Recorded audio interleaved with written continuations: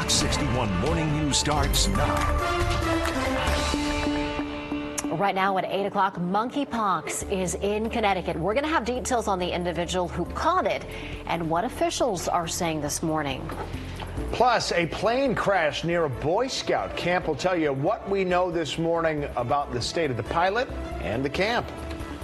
And New Haven is swearing in its new top cop today. We're going to be joined by Lindsay Kane live from New Haven with much more. Good morning, everybody. It's 8 o'clock on this Wednesday. Glad you're with us. I'm Tim Lambert. And America Areas, thanks for starting off your day with us here on Fox 61. We like to get you started with a check on the weather before you head out there. Meteorologist Matt Scott standing by. Still steamy out there right now, but that's going to change and in a little while. And it's looking better. We just showed you before the break a shot of the Hartford skyline, and it's a lot bluer. Yeah. Now it's a lot less muggy than it was at 6 o'clock in the morning. That is true. Still got a ways to go with that, and I'll show you that with the dew points coming up. Good morning to you. It's a muggy start, but the mugginess, the humidity is going to kind of waggle its way through over the next 48 hours. Rain is done for now. That comes back soon, too. And we're looking forward to the weekend. Well, we're always looking forward to the weekend, but we're looking for what I think will be a fabulous one coming up. Look at the numbers in Danbury. 80 degrees. It's 8 o'clock, for Pete's sake. 77 not far behind Hartford. 76 New Haven, Bridgeport, Groton. The flow is trying to turn out of the north and west. That will dry out the atmosphere a little bit, so your dew point will drop. In the afternoon, we'll see the dew point go from near 70 to near 60. We will gladly take that. Temperatures getting to the mid-80s. Normal high these days, 85, spot on with some sunshine in the afternoon. We'll talk about when the mugginess comes back, when the rain comes back, when I come back in a few minutes, something like that. Here is, I was going away, apparently, Lauren Zenzi, but I'll be back in a few minutes. All right, we'll see you in a couple minutes. I did just get an alert on my phone. Someone that I know is on a Metro North train from Milford to Greenwich. They said that they're stopped on the tracks because of a power outage, so thank you to my Apple Watch for that. Let's get you out to the roads, though. We do have some heavy delays from West Hartford to downtown Hartford. Traffic moving at about 14 miles an hour. It'll take you about 17 minutes. So if you're taking 84 into the capital city, you want to give yourself plenty of time. We also see those delays on the other side. And I'm assuming this is West Hartford going into Hartford. I don't see an accident as of right now. They just zoomed into the cameras. We are going to be heading up to the roof shortly, so hopefully if there is something, we will be able to see that. Fairfield County drive times, Bridgeport to Fairfield, 38 miles an hour, 8 minutes. Do have 2 cancellations at the airport. We'll get more into that coming up at 9 o'clock. But for now, guys, I'll send things back over to you, and we will check in from the roof. All right, Lauren, sounds good. Well, New London police said they're investigating a deadly shooting that happened late last night near Coleman and West Pleasant Streets. They said they responded to a report of gunshots, and once officers got there, they found a male victim who was hurt, and they sent him immediately to Lawrence Memorial Hospital, where he later died. They said the shooting does not appear to be random. And they also said if any of you have information that can help them out, please contact them. You can do so anonymously. You can just send your tip to tip 411. The clear message right now is that the risk to the general public is pretty low. We do need to be alert and aware. I know a lot of... All right, it is official. The first reported case of monkeypox in Connecticut is here. Now, the Department of Public Health did provide more information. We know the patient is from New Haven County. He's between the ages of 40 and 49. Right now, he's isolating, but not in the hospital. Health officials at this point can't say where the man contracted the virus. If you have an unusual rash, if you have been exposed to somebody who's had monkeypox, if you've traveled to a country where monkeypox cases have been identified, these would be things to be worried about. In terms of the general population, I don't think you need to be overly concerned. And officials say vaccines are available for people in Connecticut who are doing testing and for people who have had close personal exposure to an identified case. Now, you learned about Connecticut's first monkeypox case first on the Fox 61 News app. You can download it now in the App Store for breaking news updates as they happen and more. Well, today a new police chief is being sworn in New Haven after the former acting police chief stepped down back in May. We're checking in with Fox 61's Lindsay Kane. She's live in New Haven with the latest details and what's expected later today. Lindsay, good morning.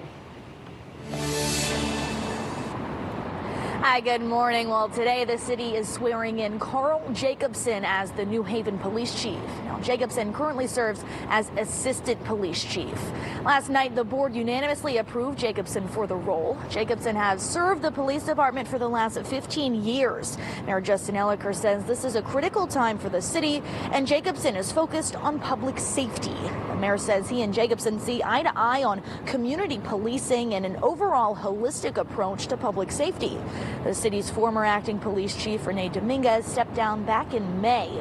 She was nominated for the role by the mayor, but the board did not approve her for the top job. She is now retired. The new chief, Jacobson, is being sworn in here at City Hall around 11 o'clock this morning, and Mayor Elicker says he believes Jacobson is the best person for the job. Live in New Haven, Lindsay Kane, Fox 61 News. All right, Lindsay, thanks. 8:06 right now, and another small plane crash here in Connecticut. This time, the plane coming down in a wooded area out in Terryville. We have some photos here. They show that plane came down into a Boy Scout camp in the Terryville section of Plymouth. Now, the pilot was the only person on board. He was not hurt. And no campers were affected by the crash either. The camp says no programs were impacted. First responders scrambled to the scene to find the pilot actually getting himself out of the plane. We only had a single phone call reporting of possible plane in danger, a low-flying plane. So, as we're heading here by the airport here, of course, we were waiting to see if we get more phone calls, which we never did. So we said, okay, maybe it's just a plane that was flying low. The last 30 years that I've been chief, we've had, I believe, 7 or 8 plane crashes. We saw him just about leaving the plane, so we knew we didn't need any heavy equipment or ladders or anything. So then we just assisted him out to EMS. All right, well, the FAA is now digging into what caused that plane to go down so suddenly. And this plane crash comes just days after a small plane sort of crash landed right on the Quinnipiac River in New Haven. The pilot of that plane radioed for help after having engine trouble. When the tower informed him to try and land at Tweed New Haven Airport, the pilot said he wasn't going to be able to make it that far. So the emergency landing happened right in the water. Fortunately, the pilot, his passenger, and the couple's dog were not hurt. A man from Windsor is under arrest because police said they caught him with some stolen catalytic converters. Police said they set up a sting operation with a local business that had been targeted in prior thefts. Authorities said they tracked down a stolen converter to an address in Windsor where they arrested Timothy Coffey.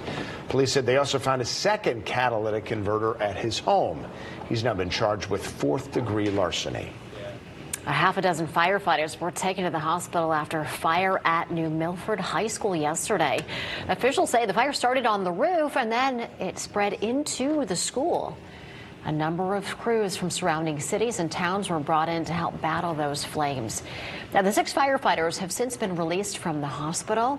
The fire comes after another roof fire at the high school. This one happened back in December. It's been nearly a year since 2 teenagers drowned in the Farmington River. Their memories are not being forgotten. 17-year-old Anthony Nagore and 15-year-old Lucas Brewer were found after a days-long search on July 19th of last year. And now the mother of one of them has an important message to send out to others this summer. I never want to read it again or have somebody out there looking for 5 days again. Even if it changes one jump, that's what I want it to do. Absolutely. If it makes just one person think before they jump. It was Glenda Brewer, Lucas's mother, and it's just one way she's trying to keep her son's memory alive. This year, Plainville Pop Warner created a scholarship in his honor, which Brewer says she plans to continue. So if you're interested in donating to that scholarship fund in Lucas's memory, we've got information on how to do so. Just go to fox61.com.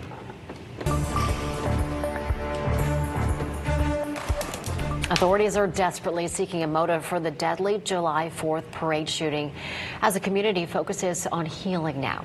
Officers reveal the suspect legally bought 5 firearms despite making previous threats. He's been charged with 7 counts of first-degree murder. Now, if convicted, he could receive a life sentence without parole.